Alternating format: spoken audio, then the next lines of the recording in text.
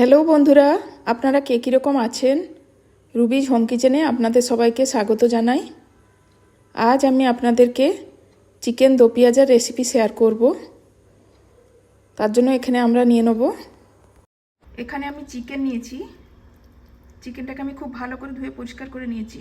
এর মধ্যে এখন আমি দই দেবো, অল্প একটুখানি পেঁয়াজ কুচি দিলাম, আদাটা আমি এভাবে কেটে নিয়েছি পাতলা পাতলা করে, স্বাদ মতো নুন, দুটো তেজপাতা, কাঁচা লঙ্কা, দুটো শুকনো লঙ্কা। এখন আমি এটাকে খুব ভালো করে মেখে নেব।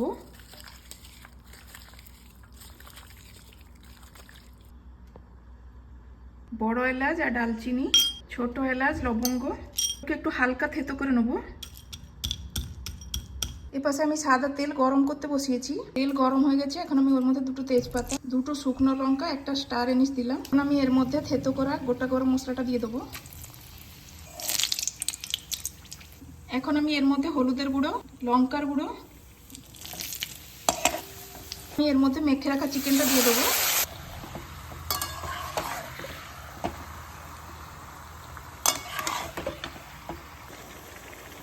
জলটা শুকনো হওয়া পর্যন্ত এটাকে আমি রান্না করে নেব। এইভাবে আপনারা দেশি চিকেন আর মাটন দিয়েও রান্নাটা করে নিতে পারেন। সামান্য একটুখানি জল আছে, আমি এখন এর মধ্যে গোটা পেঁয়াজগুলো দিয়ে দেবো। অল্প একটু কুচানো পেঁয়াজও দিয়ে দিলাম। এখন আমি এটাকে নেড়ে নেব। এই রান্নাটা এতই সোজা যে সবাই বানিয়ে নিতে পারবে। এভাবে আপনারা একবার বানিয়ে দেখবেন, খেতে সত্যিই খুব ভালো লাগে। এখন মাংসটা খুব ভালো করেই কষানো হয়ে গেছে। এখন আমি এর মধ্যে কাজু বাটা দেবো। কাজু বাটাটা পুরোপুরি অপশনাল, আপনারা নাও দিতে পারেন, কোনো অসুবিধে নেই। পেঁয়াজটা খুব ছোট কাটারও দরকার হবে না, একটু বড় থাকলেও চলবে। আর একটুখানি আদা কুচি দিয়েছি, রসুন টসুন কিছুই লাগে না।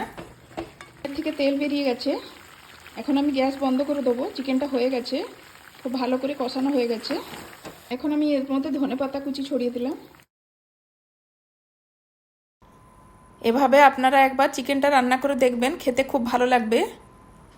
মশলা ছাড়া এভাবে একটা চিকেনের রেসিপি আপনারা একবার খেলে বুঝতে পারবেন। আপনারা খেয়ে কমেন্ট দিয়ে জানাবেন কীরকম লাগলো আপনাদের। আপনাদের যদি এই রেসিপিটি ভালো লেগে থাকে তাহলে প্লিজ লাইক, শেয়ার আর কমেন্ট করে দিবেন। চ্যানেলে যদি প্রথমবার হয়ে থাকেন তাহলে প্লিজ সাবস্ক্রাইব করে দিবেন। আপনারা কে কোথা থেকে দেখছেন প্লিজ আমাকে কমেন্ট দিয়ে জানাবেন। সম্পূর্ণ ভিডিওটি দেখার জন্য আপনাদের সবাইকে ধন্যবাদ।